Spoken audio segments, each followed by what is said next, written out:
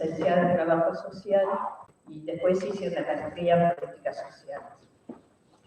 ¿Y por qué me interesa hablar de interdisciplina? Porque tradicionalmente los trabajadores y las trabajadoras sociales hemos tenido que interactuar con otras disciplinas.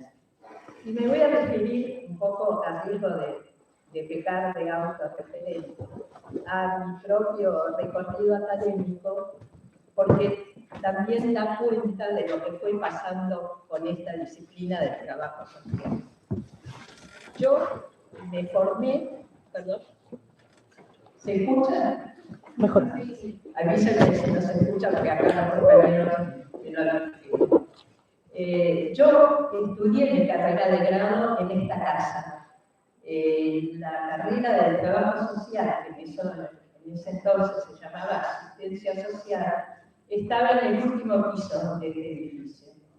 Teníamos que subir por ascensor, pero el ascensor no llegaba hasta el último piso, y creo que eran 2 pisos por escalera. O sea, estábamos casi como en un altillo.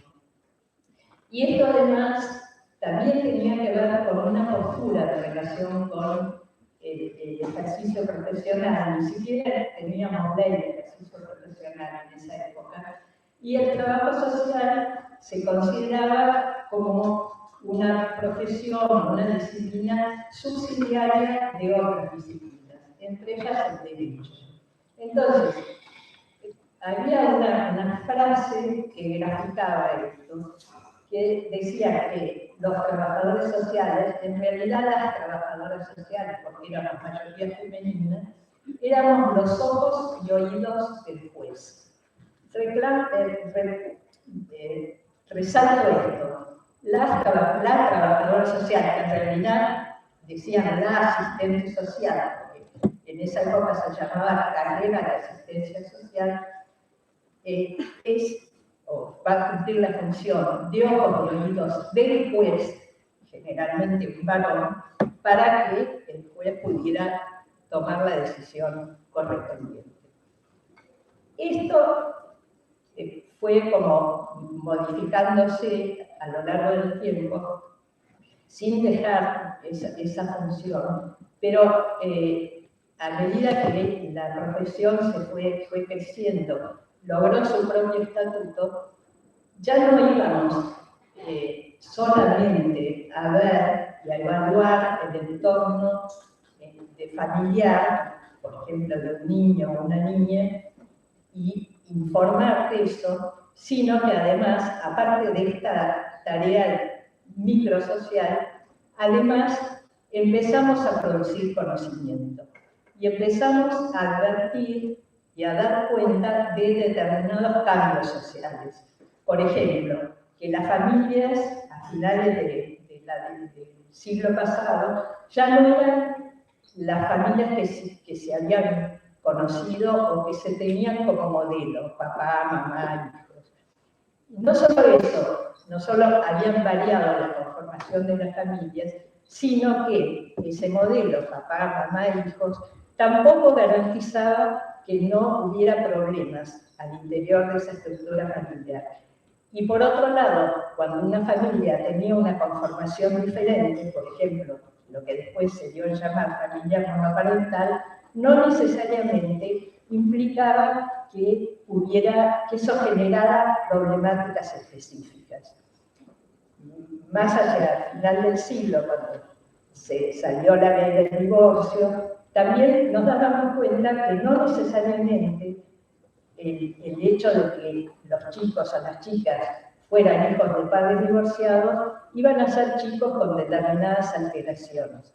O sea, nosotros en nuestras prácticas podíamos ir dando cuenta de determinados cambios sociales que después eran estudiados por sociólogos, psicólogos, pero que nosotros ya los veíamos en nuestro quehacer cotidiano. Aprovechando esto, o sea, para aprovechar esto, nosotros tuvimos que sistematizar nuestras prácticas, porque no alcanzaba con decir, una familia es esto, no, teníamos que ir sistematizando, ir juntando casuística, viendo cierta frecuencia, cierta regularidad en esos fenómenos, y desde ahí empezamos a producir conocimiento. Esto también se aplica no solamente a la conformación de la familia, sino, por ejemplo, a qué se entendía por pobreza, lo que a mediados del siglo pasado se entendía por pobreza, no era lo mismo que pasaba al final del siglo, cuando aparecieron nuevas formas de pobreza. Una familia, por ejemplo, podía tener vivienda propia y sin embargo no llegaba a fin de mes. Hoy pasa algo similar con el trabajo. Una familia puede tener trabajo los adultos y a lo mejor son pobres. Bueno, estos son los fenómenos que nosotros empezamos a poder dar cuenta, aparte de verlo solamente a nivel microsocial y ayudar a resolver las problemáticas que surgieron. Esto fue paralelo también al desarrollo de la disciplina. En un momento dado, las ciencias sociales se independizaron, se agruparon y se formó la Facultad de Ciencias Sociales, que dentro de 2 días va a cumplir 34 años. Eso, en un momento posterior, también logramos un edificio propio. Ya no nos llamamos asistentes sociales, nos llamamos trabajadoras sociales, licenciadas, licenciatura, carrera de grado, y tenemos un edificio en esta Facultad de Ciencias Sociales que está conformado por 5 carreras: trabajo social, relaciones del trabajo, sociología, comunicación, y le tengo que fijar porque siempre me olvido de alguna, y ciencias políticas. De todas maneras, esta categoría de ciencias sociales es bastante elástica, porque no podemos decir que el derecho no sea una ciencia social. En realidad es una categorización más bien instrumental, que tenga un valor filosófico o sociológico. Bueno, siguiendo con este recorrido, entonces, al ir generando conocimiento, tuvimos que apropiarnos de herramientas, entre comillas, ajenas. Por ejemplo, la estadística, que es propia de la sociología, las matemáticas, en algún caso, las herramientas de la etnografía, que es propia de la antropología. Entonces fuimos como saltando nuestros propios límites y requiriendo y a la vez compartiendo nuestras propias herramientas, como es la entrevista domiciliaria, entre otras cosas. El trabajo con grupos o con comunidades en barrios carenciados o con derechos vulnerados. Bueno, este intercambio, que fue muy fructífero, se da también en la rama del derecho. Ahora, para que se dé la interdisciplina, o sea, esta extensión o esta invasión en campos ajenos, que en realidad tiene como fin construir o intervenir en algún objeto común, objeto de conocimiento, objeto de intervención, me refiero. Ahora, esto requiere, a mi criterio, compartir un marco teórico común. O sea, para poder avanzar en conjunto, codo a codo, con otra disciplina, hay que hacerlo primero desde un nivel jerárquico similar. O sea, era más difícil cuando éramos asistentes de una profesión que estaba simbólicamente más jerarquizada que ahora que nos sentimos que somos pares. Pero además hay que compartir un marco teórico en común, hay que ponerse de acuerdo en algunas cuestiones fundamentales. Y en el caso del derecho y del trabajo social, yo supongo que los colegas van a coincidir, el marco teórico en temáticas de niñez y adolescencia, que es la temática que nos ocupa, está basado fundamentalmente en la Convención de los Derechos del Niño.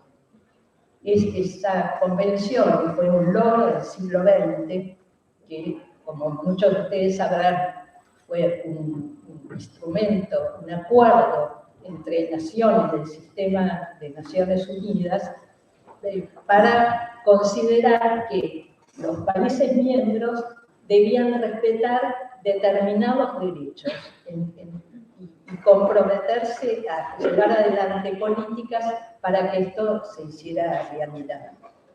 Esta convención, que fue firmada a pocos días después de la caída del muro de Berlín, en 1989, el 20 de noviembre, después los países que la incorporaron, nuestro país la incorporó en 1994 a la Constitución de ese año, y ya en el siglo XXI se sancionaron leyes nacionales que hacen que esos derechos se apliquen en nuestro territorio y está incorporado a nuestra legislación nacional. ¿Me están escuchando? Ahora me escucho yo. Bueno, gracias. La ley más importante en este sentido es la 26061, de protección integral de niños, niñas y adolescentes. Pero previamente, esta es una ley nacional, pero previamente las distintas jurisdicciones, las distintas provincias, también dictaron sus leyes de protección integral. Una de las primeras fue la Ciudad de Buenos Aires, con la Ley 114, que realmente fue una ley de avanzada. Estas leyes fundamentalmente, o este salto legal que se dio desde mediados del siglo XX y principios del siglo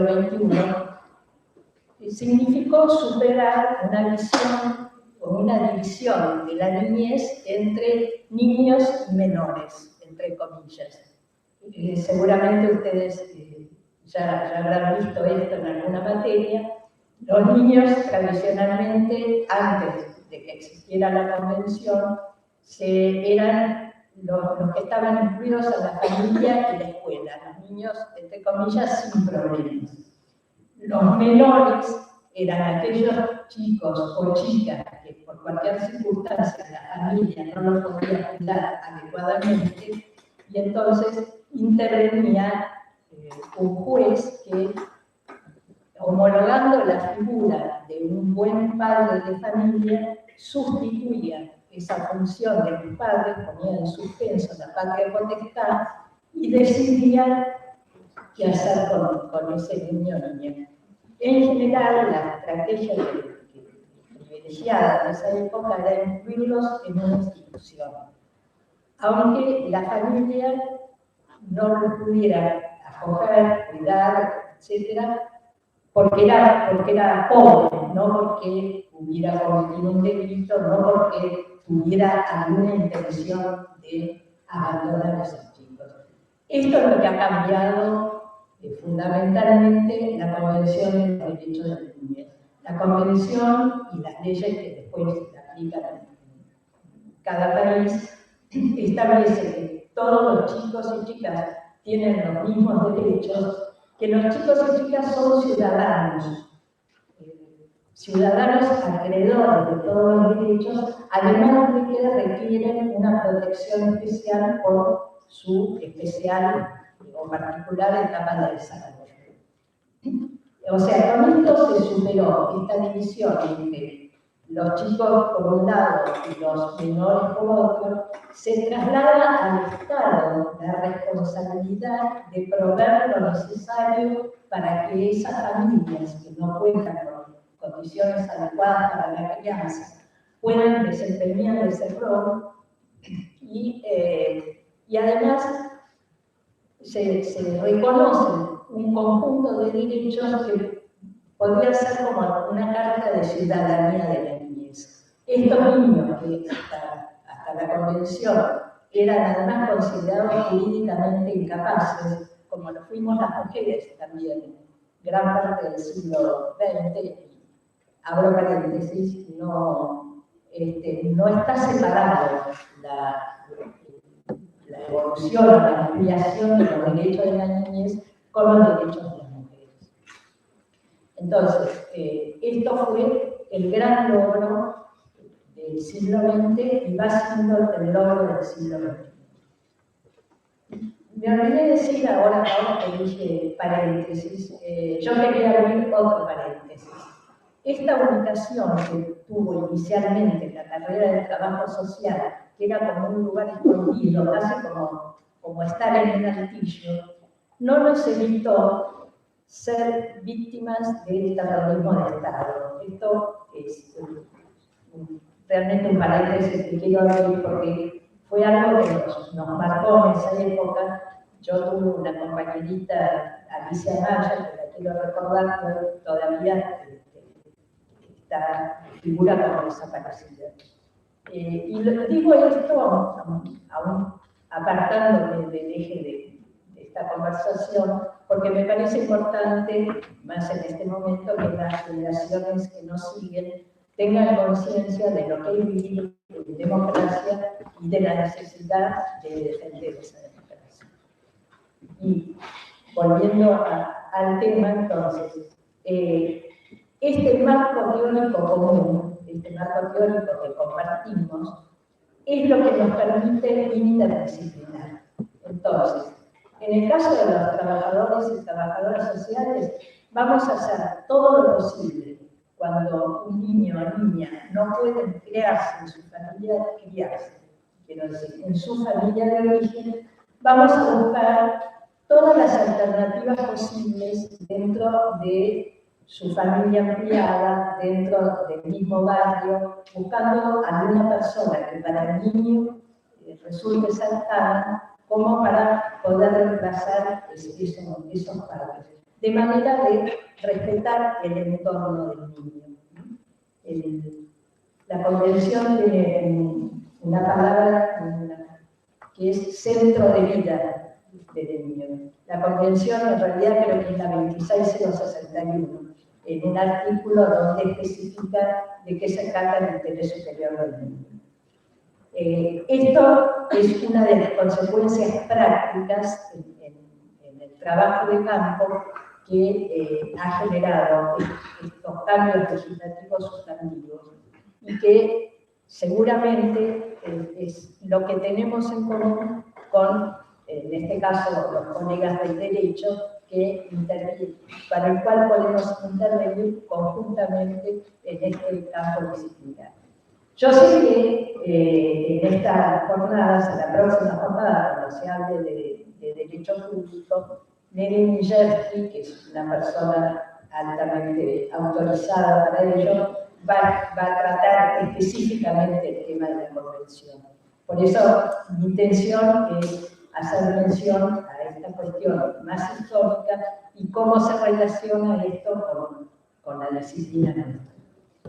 Y volviendo al trabajo social, ahora que además de tener edificio propio y de tener universidad específica para nosotros, la actual decana es también una colega trabajadora social, con lo cual yo podría graficar el recorrido de la disciplina diciendo, como parafraseando el título de una película argentina, que la carrera fue del altillo al decanato, y esto lo digo con mucha satisfacción. Bueno, con esto puedo cerrar, dejo abierta la posibilidad de preguntas y le paso la palabra a los colegas que me acompañan.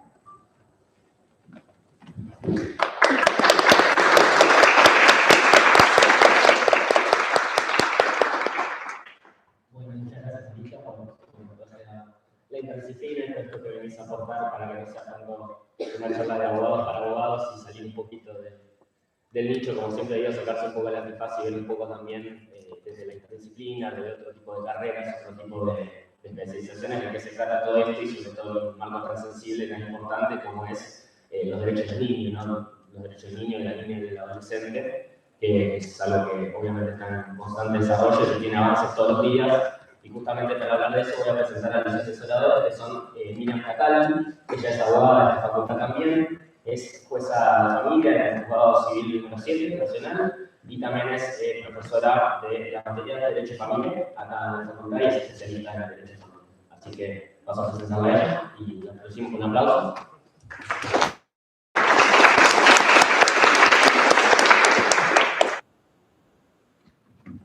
Muchas gracias. Buenas tardes a todos y todas. En primer lugar, agradecer esta posibilidad de estar acá junto a ustedes en el Congreso de la Niñez para poder aportar en el juzgado de familia, bueno, contarles un poco cómo es nuestra cotidianidad y, bueno, poder juntos repensar nuevas prácticas. Bueno, me pidieron exclusivamente que les contara un caso que en estos días tomó bastante estado público respecto a la triple filiación de un niño nacido. Pero primero, tomando las palabras de María del Rosario, que me parece muy bueno, ¿no?, contar aquí entre nosotros con una trabajadora social, porque justamente en los juzgados de familia nuestras delicadas competencias que a diario llevamos en los juzgados de familia, ¿no?, que una intervención tardía o una intervención no adecuada no solo resulta iatrogénica en una familia, sino que hasta incluso puede costar la vida de alguna persona, ¿no? Nosotros tenemos temas, bueno, como recién María del Rosario comentó, de adopción, divorcio, todas las cuestiones derivadas de la responsabilidad parental, determinación de capacidad, salud mental, y por supuesto violencia de género y violencia familiar, digamos. Son temas que requieren, como nuestro propio código señala, y recién lo comentaba aquí la compañera María del Rosario,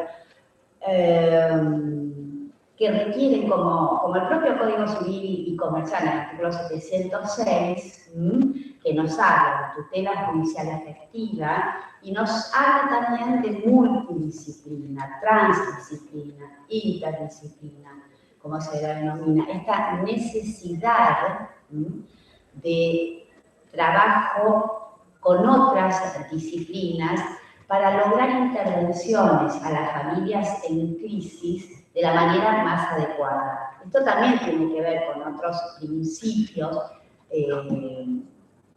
que también el propio 706 nos marca, que es la tutela judicial efectiva, la oficiosidad, la oralidad. Y respecto a la multidisciplina que recién nos acaba de dar toda su evolución. Yo recuerdo cuando ingresé al Poder Judicial, añitos después de recién creados los juzgados especializados en asuntos de familia, que los llevaban en los juzgados civiles. Se contaba en aquel momento con una trabajadora social. Desde allá y entonces, lo que se modificó en la integración de los juzgados de familias aquí en la capital, a nivel nacional, de los juzgados de nación, es la incorporación de una trabajadora social. Y después de muchos años de solicitar el equipo interdisciplinario para poder contar, como actualmente, y hace varios años en los tribunales, ahora ya juzgados unipersonales, por ejemplo, de la provincia de Buenos Aires, que cuentan con el cuerpo interdisciplinario, no solo de trabajadoras sociales, sino también de psicólogos y psiquiatras. Esto les quiero contar que acabo de participar en estos días justamente del concurso de equipos interdisciplinarios para Nación, que por ahora nosotros necesitábamos, pedimos y deseábamos que tuviéramos cada juzgado, somos 24 juzgados de familia aquí en la ciudad, Pero bueno, vamos a comenzar con 8 equipos interdisciplinarios formados por trabajadores sociales, psicólogos y psiquiatras. Así que esto se los quería comentar para... Buena noticia. Sí, es una buena noticia. Entiendo que se va a implementar, ya han terminado recientemente los concursos y está para aprobación del pleno y luego pasar a corte para ya su conformación. Ojalá que sigan aumentando estos equipos. Respecto a estos principios que aproveché un poco para continuar lo que nos comentabas recién, la importancia en los juzgados de familia, el juez de familia, teniendo en cuenta estos principios rectores, obviamente que tiene que tener una proximidad a la familia, que tiene que ver con el acceso a la justicia, con la durabilidad, con la inmediatez, ¿no? Conocer a la familia, poder identificar el conflicto para hacer una intervención en esa familia según sus propios códigos, según las propias leyes internas, según los propios recursos de cada familia, para poder acompañar a bajar la litigiosidad. Por eso no solo se requiere de abogados especialistas en derecho de familia para que logren esta participación, que ahora Andrés se va a explayar como abogado al respecto, sino que los jueces de familia requieren de esa especialidad, ¿sí? Para poder desentrañar en cada familia cuál es la conflictiva y que sea un juez acompañante, no un juez árbitro, justamente por estas delicadas competencias que comentábamos al inicio, que llegan a nuestros juzgados y que el justiciable, que la familia, requieren de nosotros o depositan en nosotros confianza en búsqueda de alguna solución a su conflictiva. Bueno, dicho un poco esto para continuar, porque celebro que tengamos una trabajadora social aquí entre nosotros abogados, y siguiendo un poco para adentrarme en el tema para el que me invitaron, no solo tenemos estos principios rectores del derecho de familia, sino que también tenemos la constitucionalización y convencionalidad del derecho de las familias, ¿no? Porque también, como decía María del Carmen, María del Rosario, perdón, mil disculpas, obviamente que va evolucionando a la par de la sociedad, y ya comentó, y ya no voy a reiterar, los distintos cambios de esta familia tradicional, de esta familia matrimonializada, sacralizada, con ese padre proveedor y con esa madre que se ocupaba de todos los cuidados y quehaceres del hogar, ¿no? Pasamos a familias monoparentales, ensambladas, y estamos, desde hace muchos años, 20, 30 años, cambiando y por suerte visibilizando otras conformaciones familiares que tienen que ver con la diversidad, y tal como los fundamentos de nuestro Código Civil y Comercial nos hablan de la pluralidad, de la multiculturalidad, y que tienen que ver con estas nuevas conformaciones.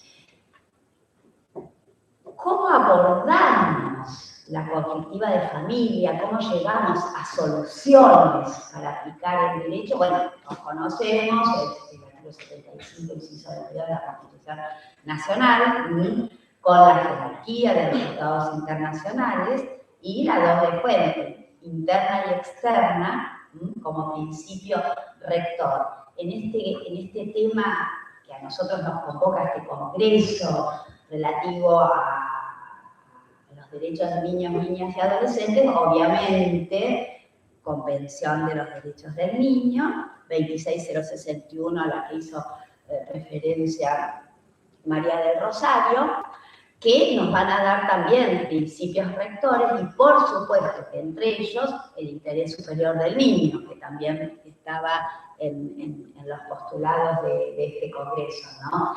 ¿Y qué se entiende por el interés superior del niño? ¿Qué es lo que debe aplicar el juez? ¿Qué es lo que debe en cada conflictiva que se trae a los juzgados tener en cuenta, ¿no? Para esta satisfacción integral de todos los derechos que la Convención tutela, protege y que sean de la mayor calidad, ¿no? Que tiene que ver con todos los escenarios en que este sujeto de derecho participa en su vida cotidiana.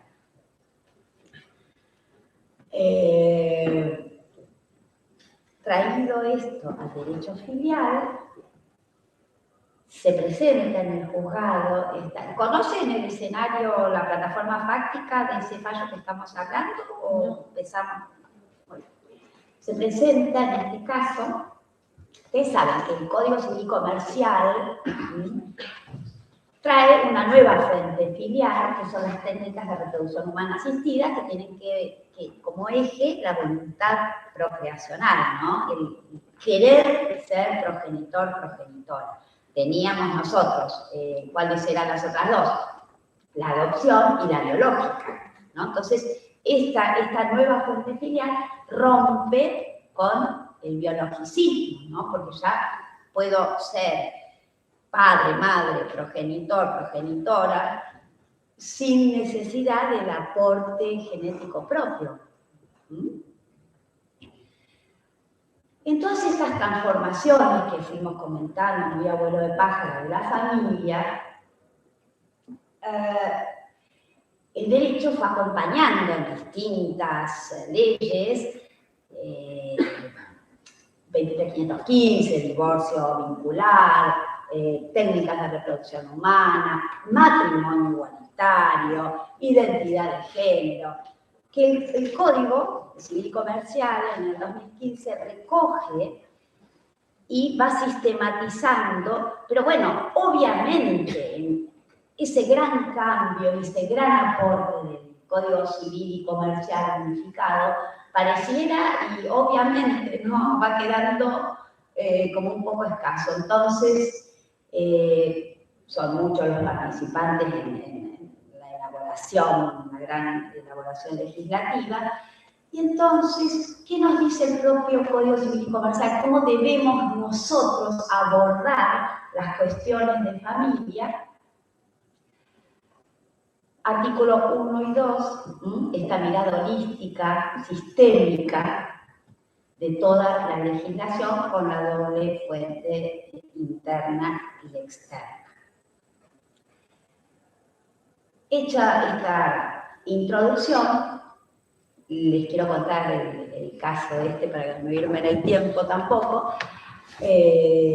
por el cual me han convocado, llega al juzgado una información sumaria solicitando la inscripción de triple filiación de un niño por nacer, que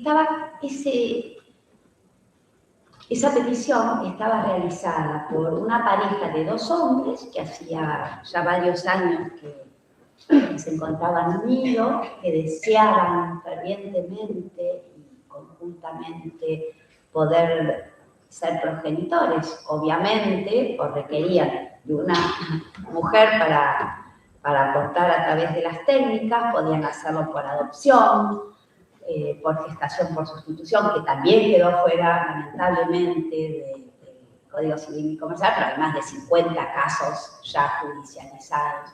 ¿En nuestros 50 o más? ¿En la gestación? Sí. No, hay 90 inscripciones. Bueno, por favor, miren cómo me quedé. 90 inscripciones acá, no se está comentando nada. Pero decidieron llevar a cabo este proyecto familiar buscando una mujer que también tuviera el mismo proyecto de querer tener descendencia. Primero lo hicieron entre el grupo de más cercano, de sus amistades. Cuando esto no se encontró eco, deciden abrir una página en Facebook y así encuentra a una persona que coincide con su mismo deseo, esto fue plena pandemia, luego se encuentran de forma personal y comienzan a elaborar este proyecto que desde el arranque, desde el inicio, tiene que ver con esta voluntad procreacional, con esta voluntad de formar esta familia en términos plurales y diversos, y hacen esta petición ya avanzado el embarazo, después de haberse sometido a por lo menos 3 técnicas de reproducción humana asistida, primero de baja intensidad y luego de alta complejidad, hasta que finalmente se produce el embarazo, y solicitan en la justicia de familia al nacimiento de niño o niña de esta inscripción de la triple filiación.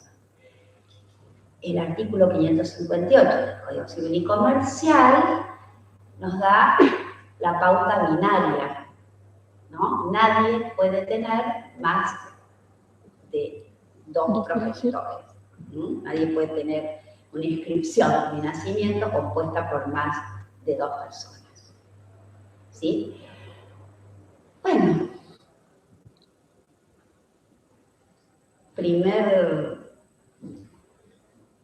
cuestión que se plantea es conocer a esta familia, poder, justamente, siguiendo estos principios rectores, ¿no?, del Código Civil y Comercial, que tienen que ver con la inmediatez y lo que nos aporta poder conocer, tomar de primera mano sus deseos, sus necesidades,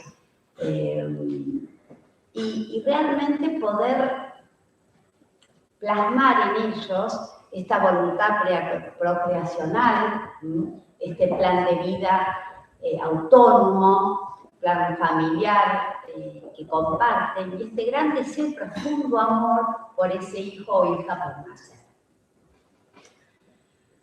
¿Cómo abordar frente a esta máxima del binarismo, de la heteronormatividad, como queda en muchos artículos aún del Código, con matrimonio igualitario, con la tercera fuente filial de técnicas de reproducción humana asistida, ¿no? ¿Cómo poder avanzar y ver con una visión más rupturista, más tolerante, más plural, siguiendo ni más ni menos los principios no solo del proceso, sino del derecho de familia?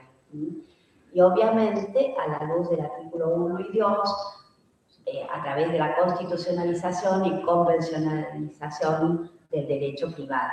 Y cómo poder poner, en este caso que nos convoca, son muchas las aristas en análisis en el fallo, pero cómo interpretar este interés superior del niño teniendo en cuenta el derecho a la inmediata inscripción de todo niño y niña, el derecho de todas las familias a poder elegir su plan de vida autónomo y subjetivo y diverso, y a conformar en estos términos me estoy excediendo. Y estoy con el tiempo que ustedes, ¿no? Pues tendría por ahí que ir redondeando. Justamente y casualmente el doctor Gil Domínguez fue el abogado de esta familia que los representó y que realizó esta petición. No sé cómo vengo en el tiempo, si no le cedo a Andrés la palabra que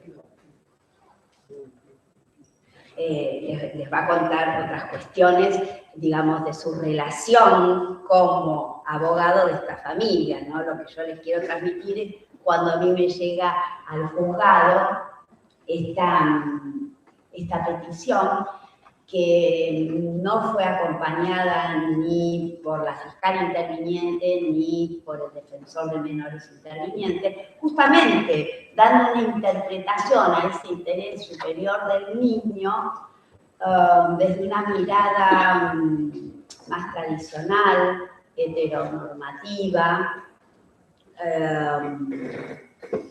y con ciertos recelos de incluso declarada inconstitucionalidad de un artículo del Código Civil que, si bien el mismo había sido reformado, porque no había sido reformado 558, segunda parte del Código Civil, ¿no?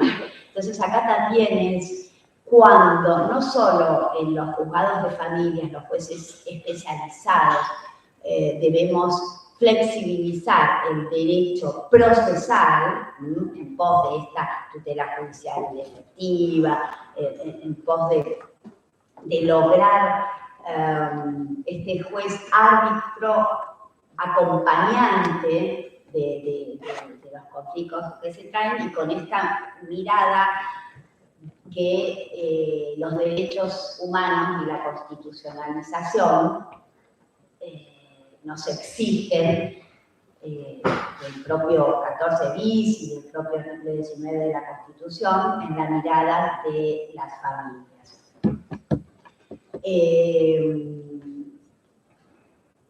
No sé si me querés ayudar en algo de la familia en particular, pero bueno, ahora cuando le cedamos la palabra al doctor Gil Domínguez. No sé cómo redondear en cuánto tiempo estoy teniendo, pero bueno, haciendo esta interpretación y teniendo en cuenta todos estos principios basados en voluntad procreacional, en el amor, ¿no? En lo afectivo, que no tenemos que tener ningún temor en el derecho de poder tener en cuenta, ¿no? Porque la situación planteada era, bueno, ¿cuál es la valoración jurídica de esta familia diversa? Y cómo encaja el interés superior del niño con el derecho a la filiación inmediata, teniendo en cuenta esta pauta de 558. Obviamente que la sentencia manda a ordenar a través de la inconstitucionalidad del 558 en forma cautelar la inscripción, porque el registro civil, también les cuento que cuando le dimos vista también se había opuesto a la inscripción por esta misma norma, que cuando sale la sentencia y se ordena la inscripción de manera cautelar, obviamente de forma inmediata quedó inscrito.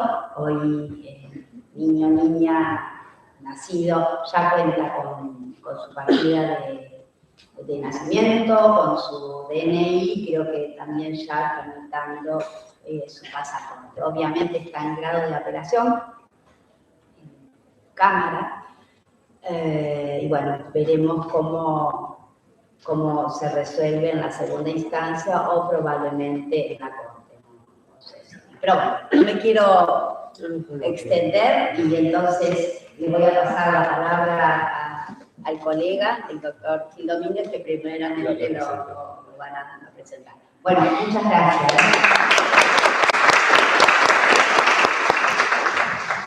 Bueno, muchísimas gracias, Miriam, también por la responsabilidad del tiempo.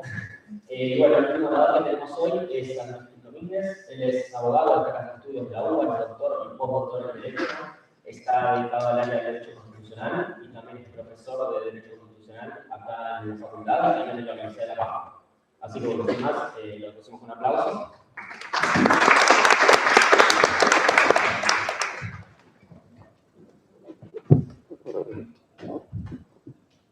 Bueno, buenas tardes a todos y a todas. Muchas gracias a la Educación de Derecho por haberme invitado. Es un placer con mis compañeras compartiendo este panel, esta temática.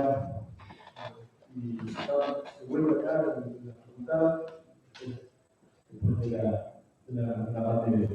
Acostúmbrense a aplaudir si tienen ganas después de que lo termine, ¿no? Porque uno puede decir cualquier cosa. Acostúmbrense a aplaudir no cuando presenten, sino después si les gusta lo que uno tiene para decir. Una primera cuestión introductoria en cuál es la herramienta básica que tiene que tener cualquier abogado o abogada constitucionalista y convencionalista que quiera ejercer la profesión dentro del campo de la abogacía constitucional y convencional, es tener bien claro cuál es el modelo de paradigma constitucional argentino y cuáles son las herramientas que ese modelo nos atribuye para poder enfrentar las peticiones, las demandas, los deseos, los sueños, los planes de vida, bien de vivienda, las posturas que no pertenecen. Y tener en ese primer momento plena conciencia de que les ejercemos la profesión, somos una suerte de activistas que podemos, gracias a los derechos que están en la Constitución y que están resaltados en los derechos humanos, transformar el dolor en derecho, transformar la desesperanza en esperanza, solucionar conflictos y condiciones de violencia, aportar en un campo tan sensible como es el derecho de la familia, donde se juega el amor, el desamor, la finitud, la dependencia, el linaje, cuestiones esenciales para la ontología humana. Mucho más importante que el patrimonio, mucho. Pero cuando nos falta de las cosas, más que tengamos la oportunidad de dar cuenta de la comunidad. Entonces, en este campo de derecho a la familia, tan importante, nosotros tenemos que estar convencidos de esta capacidad de alquimia utilizando el derecho. Utilizando el derecho, no solamente una perspectiva normativa, sino una perspectiva de formación multidisciplinaria, en donde es muy importante la sociología, es muy importante la antropología, es muy importante el psicoanálisis, es muy importante.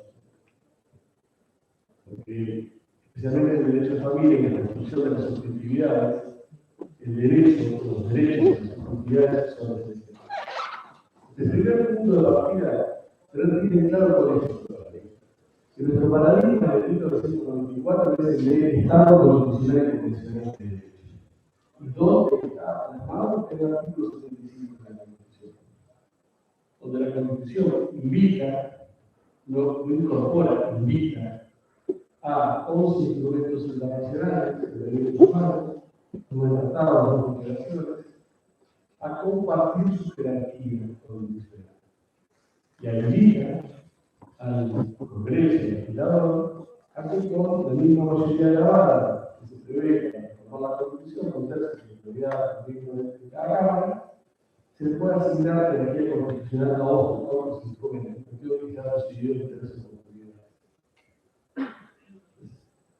Nuestro modelo es el Estado constitucional y convencional de derecho, que surge, que se basa en la permanente retroalimentación y diálogo entre la Constitución textual, más las interpretaciones que en última instancia hace la Corte Suprema de Justicia de los derechos que están consagrados, por un lado, y por otro lado, la normatividad de los instrumentos internacionales sobre derechos humanos, más aquello que los órganos de la aplicación y la interpretación de estos instrumentos dicen sobre el alcance de los derechos de cada uno de estos instrumentos.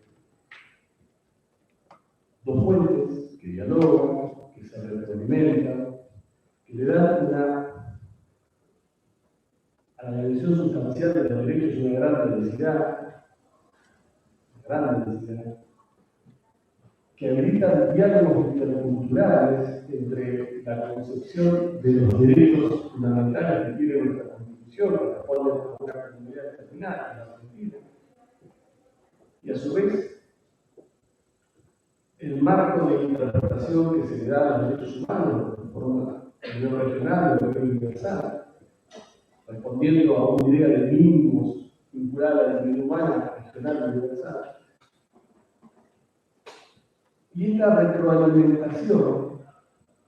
retroalimentación se sostiene sobre una idea fundante de los derechos que están en la Constitución del Tratado sobre Derechos Humanos.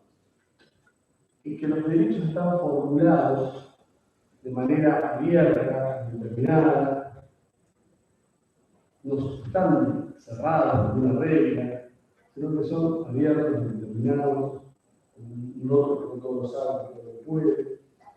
¿Y por qué está redactado de esta manera? ¿Por un problema del lenguaje natural?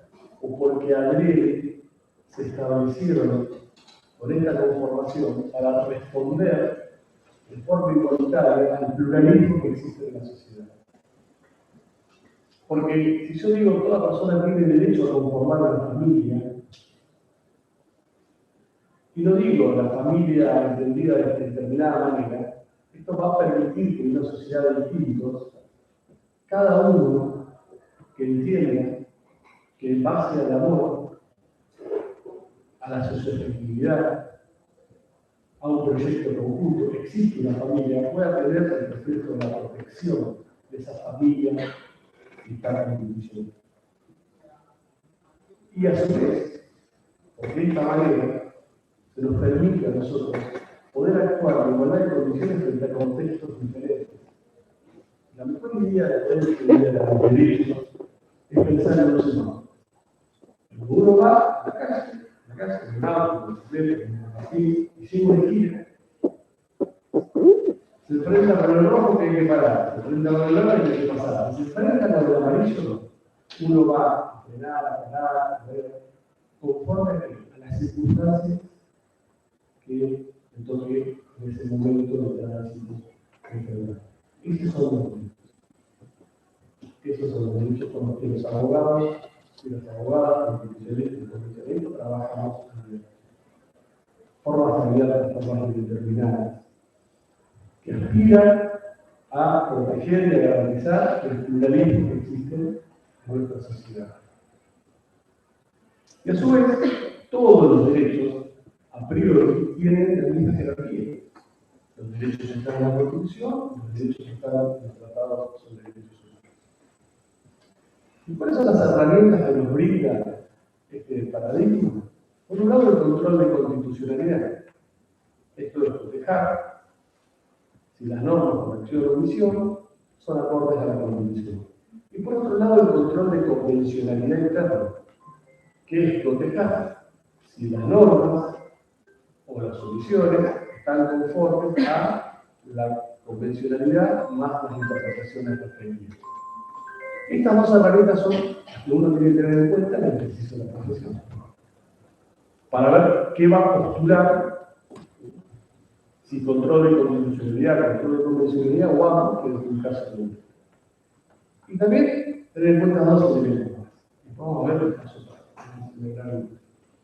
vamos a constituirnos todos en un gran estudio jurídico.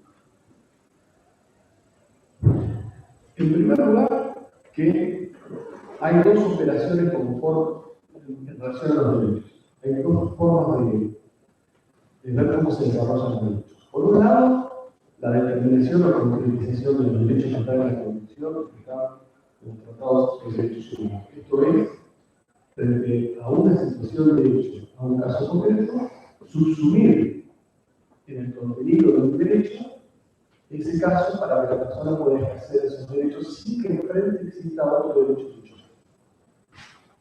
La otra posibilidad es que tenemos frente a una colisión de derechos, en donde frente a un supuesto derecho existan los dos o más derechos que entren en tensión, tengamos que resolver o hacer un planteo de cuál de estos derechos tiene más peso popular que nuestro derecho.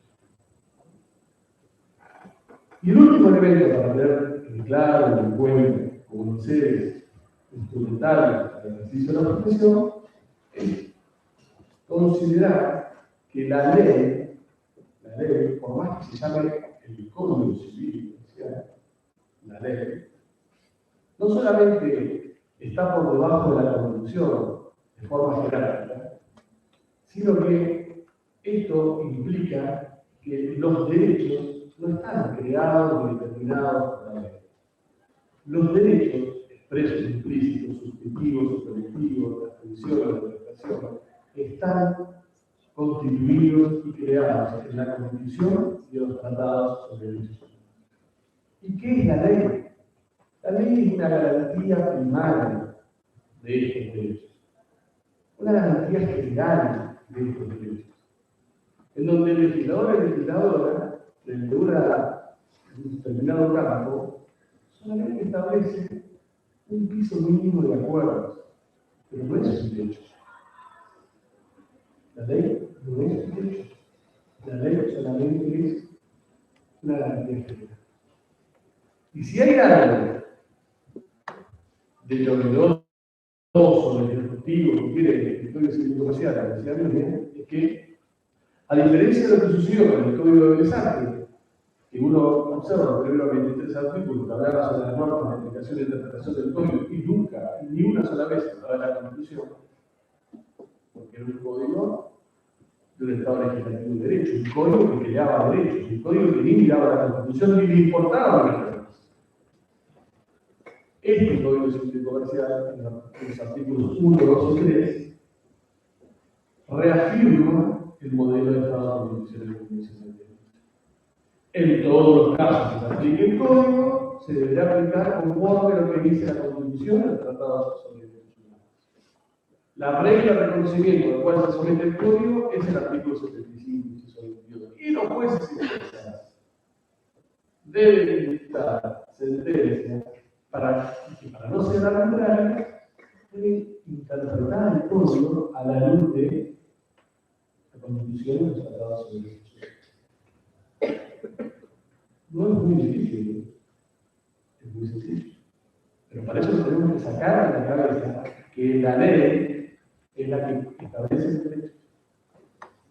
O que si hay omisiones, porque el legislador no se ha encargado de desarrollar una ley, las garantías concretas de los determinados derechos para casos específicos, esto no es ningún obstáculo, no hay ninguna división al respecto. Es como decía Edgar Campos, los derechos tienen fuerza normativa y se concretan, se hacen posibles, se satisfacen con ley, sin ley o con ley. Con ley, sin ley o con ley. Entonces, dentro de este modelo, con estas herramientas, vamos a suponer, en este escenario estudio jurídico, bien. ¿Y qué nos plantea o cliente?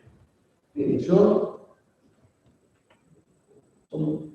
de tres clientes. Nosotros, en base a un fuerte amor filiatorio, a un fuerte deseo de configurar una familia que está por fuera de los cánones filiaristas, en dos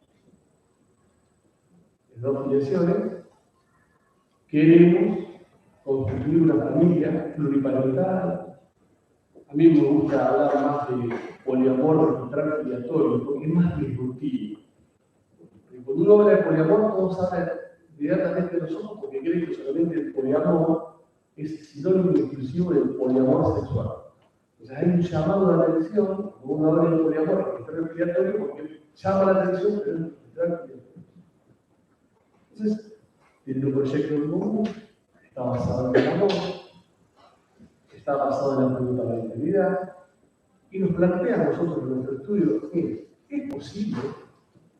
Ahora, nosotros vamos a agarrar el Código Civil y Comercial, y vamos a ver que el 558 dice que solamente hay dos fuentes de financiación. Si somos abogados de la mera legalidad, si somos abogados del Estado legislativo de derecho, que acá bien siguen enseñando todavía, por años, todavía lo siguen enseñando, donde lo que dice el código es, donde no, lo que dice el código no es. Entonces nuestra respuesta sería, mire, el 558 que dice que son dos, yo solamente les puedo garantizar que de ustedes tres va a haber dos inscripciones. Arreglense ustedes como lo reparten.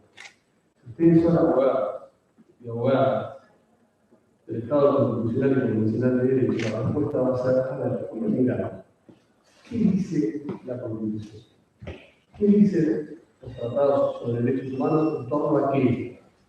A proteger las familias, a la voluntad profesional basada en la normatividad como parte del derecho de individual, a la no discriminación por querer acceder a la familia de estas características a través de las reglas de la Constitución. Ahí cambio es fundamental porque la respuesta va a ser difícil. Si uno siempre mira la Constitución y los tratados sobre derechos humanos a ese caso que uno le trae, la respuesta siempre va a estar resignificada que el instrumento que permite transformar dolor en amor, dolor en derecho. Segundo caso. Vienen dos personas y nos plantean que quieren y que desean acceder a la filiación a través de técnicas de reproducción humana asistida mediante una, que yo considero una técnica, la gestación por sustitución, donde hay una mujer que no quiere ser madre, que no quiere ser mujer madre, que no aporta su gamete, sino que es una mujer que gesta para los. No hay ni maternidad ni subrogación, hay gestación o sustitución. Vienen un hombre y una mujer, dos hombres, dos mujeres, un hombre y una mujer. Que puede ser de corazón o puede tener un acuerdo económico. Y los hacen efectivamente. Nosotros agarramos el Código Civil y Comercial, agarramos las leyes complementarias y no encontramos nada. No encontramos ninguna regulación. Un abogado o abogada de la legalidad, de que consideran que lo que dice el código existe o lo que dice el código no existe, ¿qué significa? Lo que no está regulado no existe en derechos hasta que el Congreso no sancione una ley, no le podamos dar. ¿Qué diría un abogado o abogada de la convencionalidad y de la constitucionalidad? No me importa que exista una laguna. Porque en el caso de la gestación por sustitución también es un juego. La protección de la familia, el amor filiatorio, la voluntad poblacional, en muchos casos el derecho a no discriminación por la orientación sexual. Y la respuesta va a ser, es posible que ustedes concreten este proyecto en base a lo que dicen los derechos de la Constitución y los tratados sobre derechos humanos. Y en ambos casos, ¿por qué los vamos a necesitar? Porque vamos a tener que ir a plantearle a la justicia que declare la inconstitucionalidad de una ley, que corra una ley y aplique los derechos, o que cubra esa laguna legislativa y haga efectivos los derechos que están enfrentados en la Constitución. El caso de triple filiación que resolvió una jueza de la Constitución y de la convencionalidad, comprometida con la Constitución y con la convencionalidad, que hay que destacarlo, porque tuvimos un ministerio público no penal que hizo una interpretación totalmente contraria, una interpretación binaria, sesgada, del Estado legislativo, desconociendo parámetros mínimos del Estado constitucional. Uno, un abogado, abogada, plantea la justicia responde. Pero para que la justicia pueda tener la oportunidad de responder, nosotros nos tenemos que atrever como abogados a plantear este tipo de casos. Y les puedo garantizar que, como en otros casos que he tenido de gestación por sustitución, de cambio de sexo, de identidad de género, cada vez que uno logra en uno de estos casos la satisfacción por la devolución de ese estado de felicidad de haber podido concretar ese proyecto expiatorio, ese sueño de toda la vida, es tan grande, En esos casos uno dice, vale la pena elegir ser abogado. Gracias.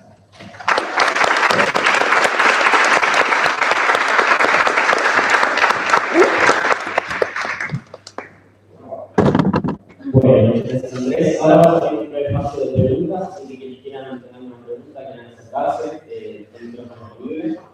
Así que, ganas.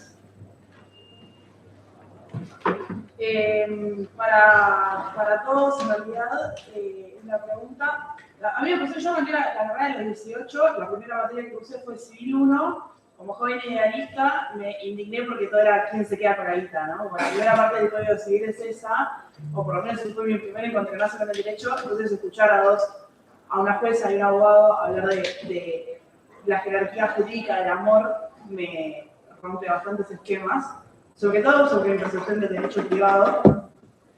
Entonces, alrededor de eso quería preguntar, por un lado, ¿cómo se prueba el amor a nivel jurídico?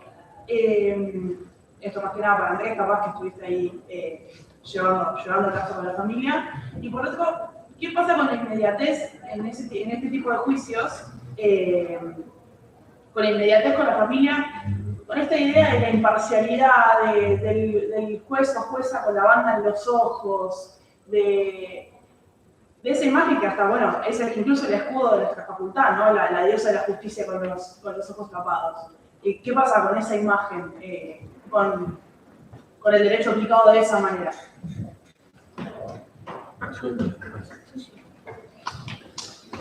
Primera pregunta, ¿cómo se garantiza el amor jurídicamente? Y liberándolo de las amarras que tiene poder el derecho. Hay un libro muy lindo que es para recordar que se llama Derecho y Amor. Sí, muy bueno. Que cuenta cómo, y a través de cierta concepción del derecho, se ha tratado de poner, someterlo a la virtud al amor, o a las distintas variables del amor, especialmente en los cuerpos, la relación de los cuerpos, especialmente la relación de los cuerpos. ¿Cómo vos comenzás el amor? Pues intentás hacer desde el derecho de lo que podés excluir. Y con respecto a la justicia con la ley en los ojos, yo cada vez más convencido de que la justicia se con los ojos muy abiertos, con vida, muy abiertos, porque los ojos abiertos agilizan las percepciones y permiten la resolución. Una justicia que pide su pueblo, más que estar ahí en el altillo y reflexionando sobre la vida, ¿no? Al pueblo lo tienen que mirar los legisladores. Los jueces y jueces tienen que mirar a los justiciables y resolver conforme a la Constitución los tratados de derechos humanos. Al pueblo lo miran los legisladores. Muchas veces viene, porque cuando vos ves que no tenés regulaciones específicas como limitación por constitución, basado en el ocio del Estado, y cuando vos ves que desde la reforma constitucional no se han modificado leyes fundamentales, como la ley de amparo, que iba aplicando un decreto ley que es la dictadura militar, de la autonomía, eso es para los jueces que tienen que encargar de asegurar que hace eso. No, para.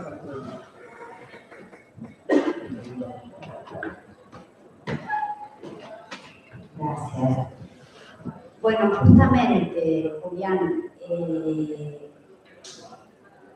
una diversidad de familias y de situaciones pasan por nuestros juzgados.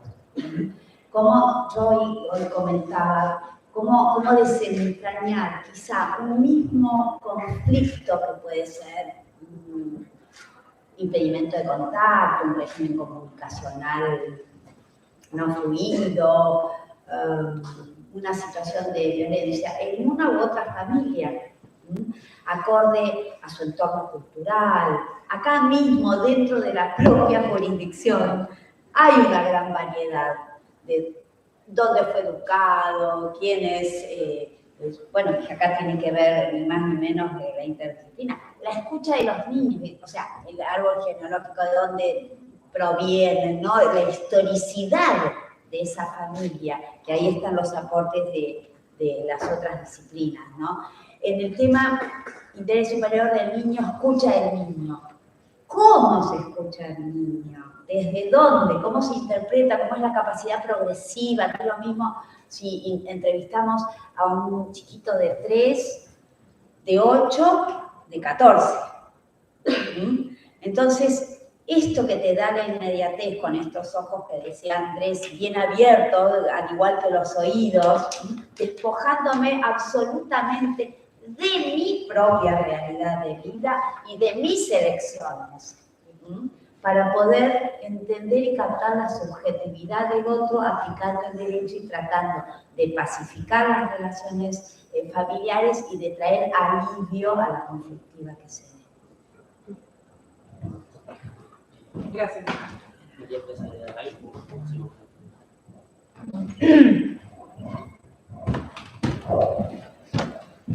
No, solo comentario, me pareció interesante como digo que dijiste, esto de poner el suspenso, este es un aporte de la antropología y de la etnografía específicamente poner en suspenso las propias convicciones.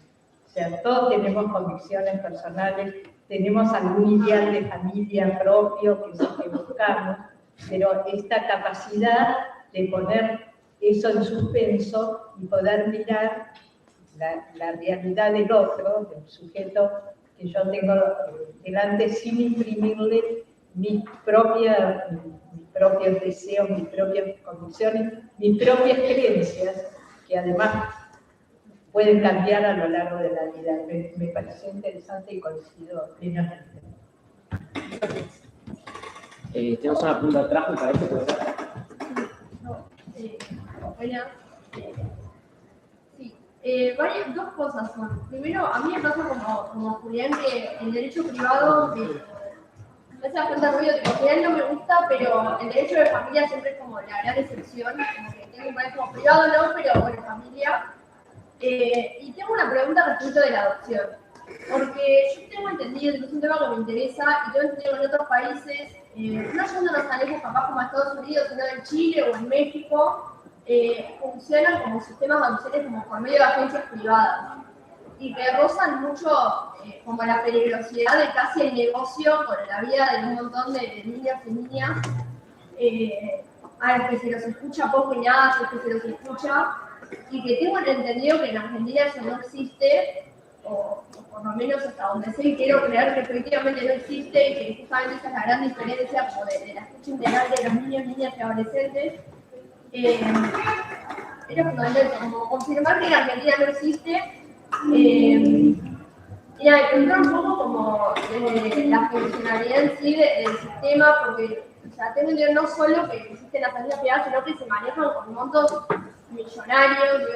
Yo leí hace poco que una adopción de un bebé recién nacido en Estados Unidos anda $75.000 como piso. Y nada, como un poco ese panorama, capaz regional o sí, o de acá.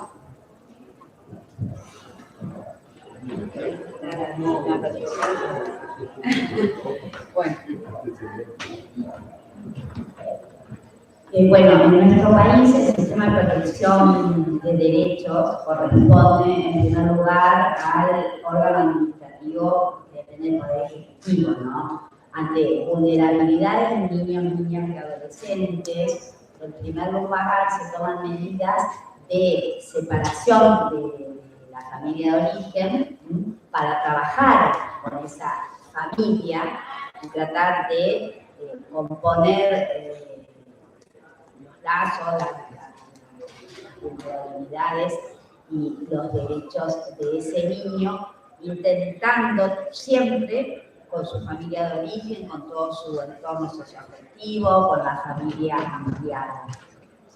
Y de esto, lo que nos llega a los juzgados de familia, es lo que hacemos el control de legalidad de esa medida adoptada por el órgano administrativo. Puede ser que estas medidas que tienen que ver con políticas públicas también, con recursos, ¿no? Y acá nuevamente vamos a trabajar de manera interdisciplinaria. Después de un largo recorrido no encontramos ni eco en los progenitores, que también pueden estar pasando otras situaciones de vulnerabilidades, una madre con consumo problemático de sustancias que decide o no puede seguir los cuidados parentales de su descendencia, o las X razones que existieran, no encontramos otro, y ese chico queda, niña o adolescente, en lo que denominamos situación de adoptabilidad. Todo un proceso judicial que va haciendo el control de esa medida administrativa, ¿sí? se llega a la situación de adoptabilidad y es ahí cuando lo que se busca es una familia para ese niño, niña, grupos de hermanos en particular, otra vez teniendo en cuenta en la situación que estemos. Y todo aspirante a ser progenitor por vía de adopción va a tener que estar inscrito en el RAGA, que es el Registro Único y General de Adopciones. Ninguna persona que no se encuentre allí inscrita, pues están prohibidas las entregas directas. Y no existe ningún sistema privado como en el derecho comparado. ¿Sí? No sé si con esto te respondo. Sí. Perfecto, gracias. Lo que sí hay en discusión, en la doctrina y en lo que sí hay en discusión en la doctrina y en la jurisprudencia, que la regla está prohibida en las entregas directas.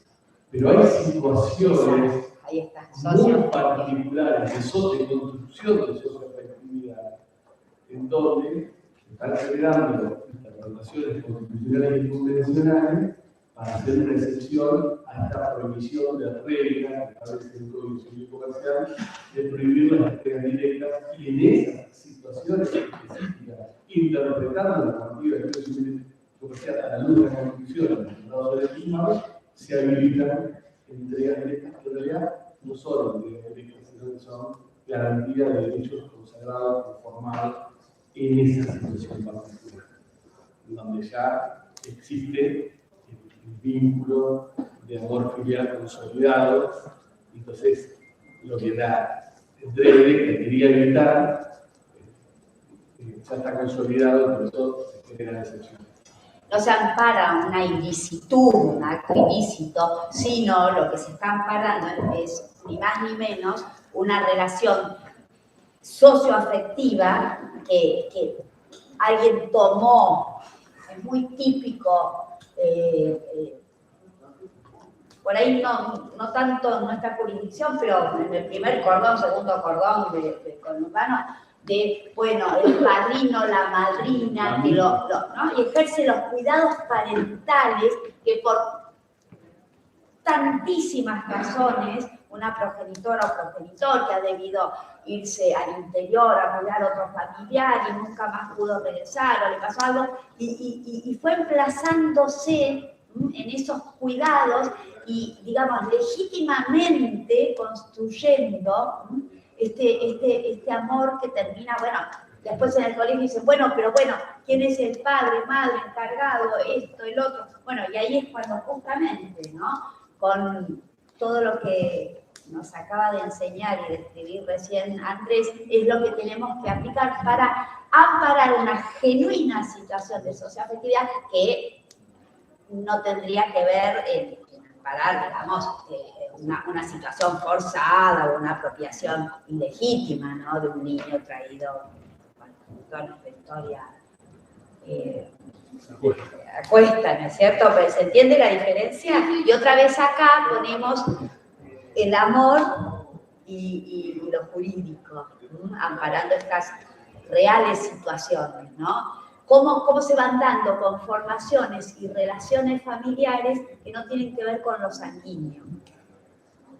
Y por eso también lo chico que quedó, lo apretado que quedó el 6-11, bueno, que ya nos daría para otra charla, ¿no? Tenemos tiempo para uno más. Sí, yo no, pero era solamente, la verdad, un asombro ver una licenciada en trabajo social. La verdad que nunca había visto una licenciada en trabajo social en una charla. Me encantó, es mi segunda carrera. Es muy lindo, una jueza. Y bueno, es la primera constitucionalista que me agrada. Me aburre terriblemente, pero la verdad que mis felicitaciones, en serio. Puede ser que tengan una pregunta para hacer. Acá virtualmente, que tenemos gente conectada, nos llegó un mensajito sobre la subrogación de vientres específicamente, que era lo que venían hablando, de parte de NAI, nos dice que cómo resolveríamos con el tema de la subrogación de vientre, cuidando también a la madre, en el caso de las mujeres empobrecidas, que son principalmente quienes acceden a estas prácticas. ¿Qué cuestiones se tendrían en cuenta para que eso no se presente en la práctica y se les pueda cuidar y proteger? En primer lugar, hay que dejar de hablar de la materia social, porque es un concepto erróneo que no refleja la gestación o sustitución. Porque hay una mujer que está gestante, que no quiere ser madre, y hay una mujer gestante que no se subroga en la situación de madre o padre de otra persona, sino solamente que está sustituyendo la fase de gestación, nada más. Ahora, hay dos respuestas a esa pregunta. Primero, lo que sería una respuesta formal de que la capacidad de toda persona se resuelve. Ahora, hay una respuesta que es sustancial. ¿Cómo vos garantizás que una persona, por más que sea capaz de lo formal, no esté por debajo de determinados umbrales de vulnerabilidad que le impidan, más allá de su capacidad formal, poder tomar una decisión libre? En el anteproyecto del Código Civil Comercial se establecían ciertas pautas, y en lo que, como no hay ley, lo que yo hago en el ejercicio de la profesión es tener una o dos entrevistas con la mujer gestante y ver cuál es su situación de instrucción, de desarrollo laboral, de situación socioeconómica. Sobre esa base, considerar si más allá de lo formal, también sustancialmente está por encima de ese umbral de vulnerabilidad. Imagino que una legislación que regule esta temática tendrá que estar basada. Ahora, a mí no me gusta, y se va a notar mucho que viene en esa regla, no me gusta el modelo de control judicial. De que yo, para acceder a la gestación por sustitución, le tenga que ir a pedir permiso juez o jueza con carácter previo para que recién otorgada esa autorización se pueda desarrollar el Instituto de la Gestación por Sustitución. Pero hay que tener en cuenta estas dos cuestiones. La cuestión meramente formal, supera la capacidad de las personas, pero también cuestiones sustanciales de cuidado. Y después, si pasa a superar el respeto por la autonomía de la mujer. Si una mujer quiere ser gestante y ese es su plan de vida, no hay nadie que le pueda venir a imponer, por más que considere que esto degrada a la mujer, bueno, le puede venir a imponer un ideal de mujer. Porque si no, el feminismo cae en el mismo estereotipo que le critica justificadamente al patriarcado y al machismo. Gracias. No, coincido con Andrés, ¿no? Lo que no está prohibido está permitido, pero si se regulara seguramente todos los intereses, como en este caso, este planteo interesante que se hizo, podríamos hablar de algún contrato, no siempre tiene que ser altruista, ¿no? Pero justamente habría que ver ese contrato, la igualdad de las partes, bueno, así que coincido con... No, hubo un gran fallo de una gran encuestamente familia de Córdoba que dijo ¿por qué en una situación de gestación por sustitución, en donde cobra dinero un abogado que lleva el juicio, cobra dinero la clínica que lo lleva adelante, no va a cobrar la mujer, si quiere cobrar, la mujer que es gestante? Y la falta de regulación lo que hace es seguir protegiendo a la mujer gestante que quiere no ir por el camino del amor, del altruismo, sino quiere ir por un camino económico.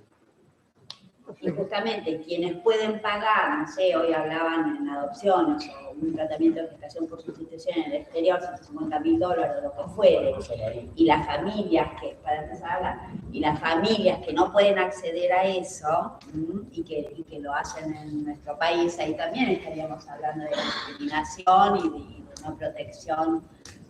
Y una cosita más para cerrar, porque muchos dicen, ¿y por qué no acceden? ¿Pero por qué a la gestación por sustitución? ¿Por qué lo adoptan? Porque el Código Civil y Comercial ha puesto en igualdad de condiciones a la filiación biológica, a la filiación adoptiva y a la filiación por técnicas de reproducción humana asistida basada en la voluntad procreacional. Y cada uno elige, en la medida que puede elegir, porque muchas veces no se puede elegir, cuál de las dos fuentes filiatorias puede desarrollar para cumplir ese sueño que muchas personas tienen, que te cambia la vida para toda la vida, que es ser padre o madre. Yo, por lo pronto, estoy con 4 horas de sueño, 3 horas y media, porque mi hijo, 17 años, hoy vino de Bariloche, tuve que ir a buscar y no dormí más y me desperté a las 4 de la mañana. Así que te cambia la vida para toda la vida. Bueno, cerramos acá el espacio de preguntas. Muchísimas gracias a los tres, a María Gonzalo, a Karina, a los tres. Se nota mucho la pasión por la profesión y la especialidad que tiene cada uno, y muchísimo también la docencia de que siempre hay algo más para agregar que no se le escapamos. Así que bueno, agradecerles a ustedes por venir, por formar parte del panel, a todo el público que vino a escuchar. Le voy a pasar la palabra por último a nuestro secretario de Semana, para que haga el cierre. Bueno, muchísimas gracias a los tres, Andrés, Miriam y María.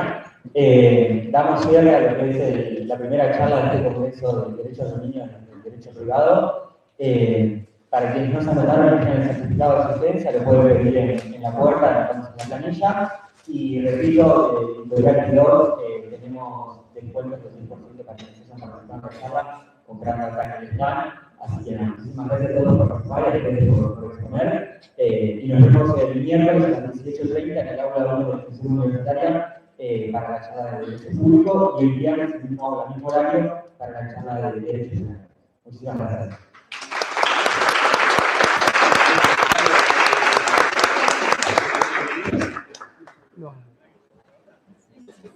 La de derecho penal y de